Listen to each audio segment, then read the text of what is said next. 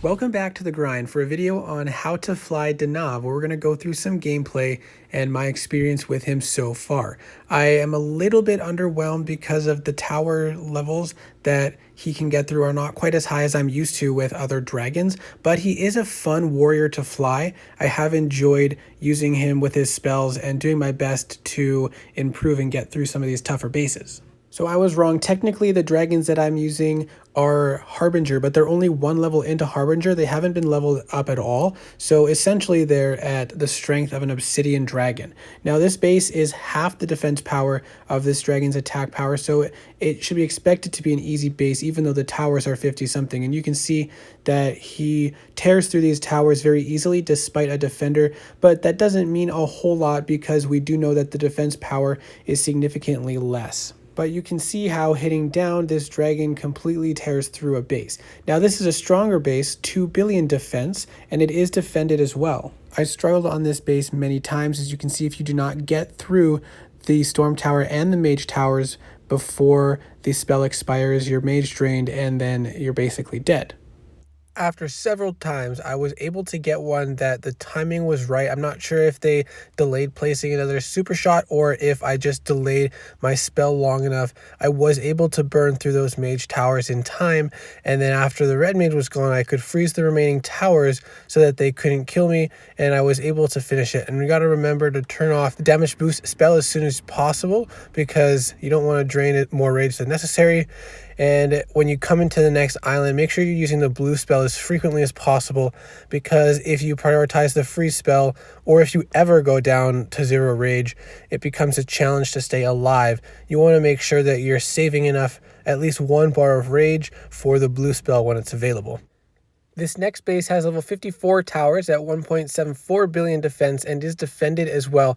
And I have a few clips here. So this is an example of how you want to delay using your defensive white spell as long as possible, right before you get hit by the flax or mage towers, because that keeps you in protection as long as possible. But you can see that I didn't get the red mage down in time to freeze the towers, so I got hit by the blue mage, and then I had no way to stay alive.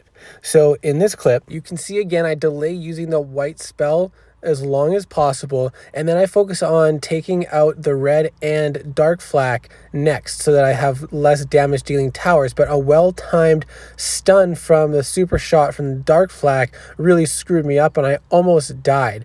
And then coming around to this next island, I used the white defensive spell, but I've realized that using the red spell would be better in a situation with no red mage. So this clip uses the same strategy as the last clip, but the timing of the tower shots allows things to go a little bit more smoothly. So I don't get stunned right after the defensive spell ends. Then I can just freeze the towers right away, prevent getting hit by the blue mage, and then finish off the towers. And then again, remember to turn off the drain spell as early as you can. And then you can see here coming around, I use the freeze spell before I use the blue spell. So now I'm rageless and pretty much defenseless. And so it did not go well for me. I was not able to get through the towers, even though there wasn't enough damage dealing towers to kill me because I kept using the freeze spell. I didn't have enough rage to use the damage bonus to help destroy the towers. So always prioritize the blue spell. Now, this is an example of the consequence of using the defensive spell too late. You can see here I was stunned by the dark flak, so my potential to do damage was delayed, but I still managed to get through the red mages. I think that maybe the follow-up mage drain shots were placed a little bit late, and that might be the reason why I got through it, but I did manage to get through the island.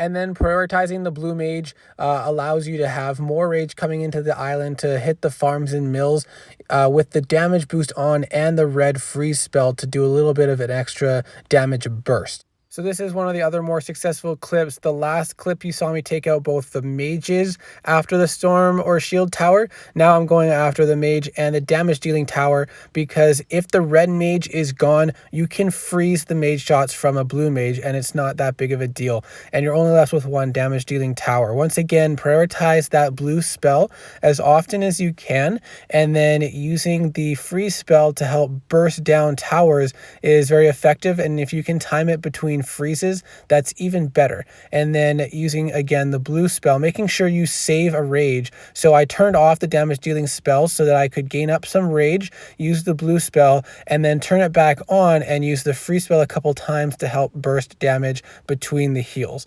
So that's my experience with Danav so far. Overall, I feel like he's taking out bases that are a little bit weaker than I'm used to with Obsidian tier dragons, but he is fun to fly. I think if they increase the duration of the defensive spell, that might be beneficial and help him take down some key towers before the spell ends and he dies. But for people who really enjoy warriors and want a reliable dragon for hitting a certain level of towers, Danav is a fun dragon in my opinion, and he can always go onto the perch.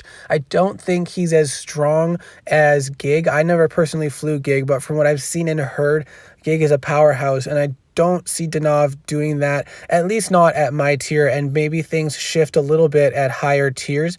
But Danav is a little bit weak for me because I'm used to hitting 2 or 3 tier, well, 1 to 2, sometimes 3 tiers up, and Danav is not capable of doing that. So I hope this video was helpful. Good luck with planning your season, and I'll see you in the next video.